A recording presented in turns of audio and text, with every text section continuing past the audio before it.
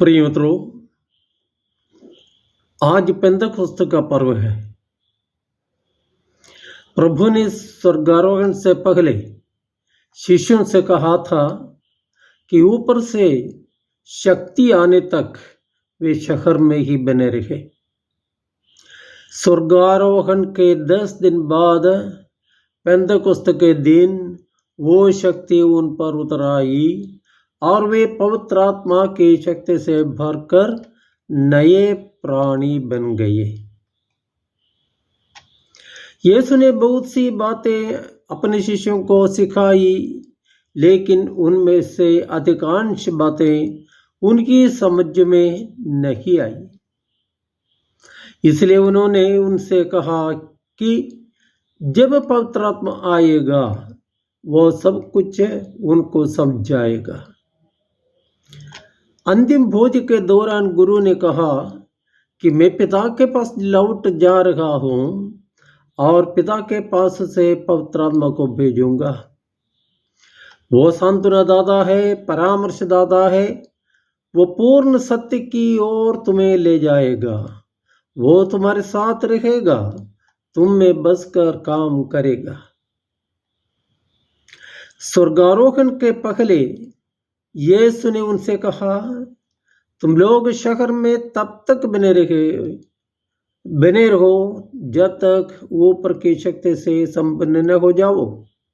इसलिए शिष्यगण माता मरियम के साथ पवित्र आत्मा के आगमन की प्रतीक्षा में प्रार्थना में लीन रहे और पेंतकुस्त के दिन अर्थात प्रभु के पुनरुत्थान के 50वें दिन पवित्र आत्मा उन पर उतर आया और वे शिष्य शक्ति संपन्न हो गए। अब वे न संदेही है न भीरु है। निर्भीकता और धैर्य के साथ हजारों लोगों के सामने और यहूदी नेताओं के समक्ष पुनरुत्थित प्रभु मसीह का साक्ष्य देने को वे तैयार हो जा गए। वे नए प्राणी बन गए। गुरु ने जो कुछ उन्हें सिखाया था वो सब वे समझ गए।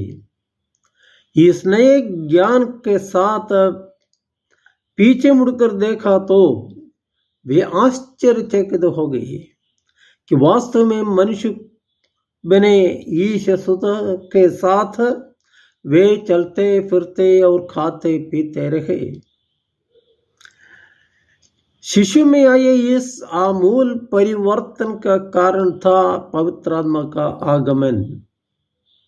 एक नई शक्ति और उत्साह, एक नया दिशा बोध और आत्मविश्वास उनमें उमड़ आया। उन्होंने लोगों के सामने, अधिकारियों के सामने आत्मविश्वास के साथ खड़े होकर पुनरुत्थित प्रभु का साक्ष्य दिया कि हमने जो देखा, सुना और स्पर्श किया उसी सत्य को हम तुम लोगों को सुना रहे हैं। आदिम कलीसिया के विश्वासी दृढ़ता से विश्वास करते थे कि पवित्र आत्मा उनमें व्यक्तियों एवं समूहों में कार्यरत था।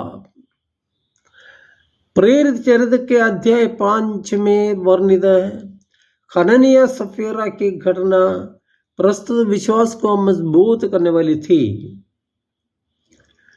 जैसे ही पेतरुस ने उनसे कहा कि तुम पवित्र आत्मा के विरुद्ध झूठ बोले तो वे धराशायी हो गए। बाद में यरूशलेम में आयोजित प्रेरितों एवं अन्य नेताओं की सभा का निर्णय सुनाते हुए स्थानीय नेता संत याकूब कहते हैं, पवित्र आत्मा को और हमें ये उचित जान पड़ा कि आवश्यक बातों के सिवा आप लोगों पर कोई और भार न डाला जाए। बपतिस्मा एवं दृढ़ीकरण संस्कार द्वारा हम ख्रिस्त के अनुयायी और पवित्र आत्मा के वास स्थान बन गए हैं। हर ख्रिस्त विश्वासी अपने कर्म क्षेत्र में ख्रिस्त को साक्ष्य देने के लिए पवित्र आत्मा द्वारा प्रेरित है।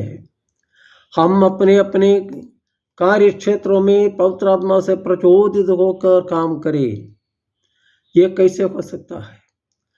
हम विश्वास करें कि पवित्र आत्मा हम में निवास करता है, हमें बुद्धि, शक्ति, धैर्य आदि वरदानों से संपन्न करता रहता है।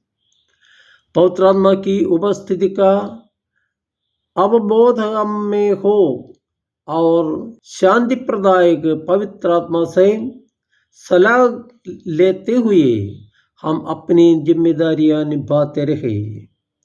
इस कृपा के लिए हम प्रार्थना करें। जय यीशु।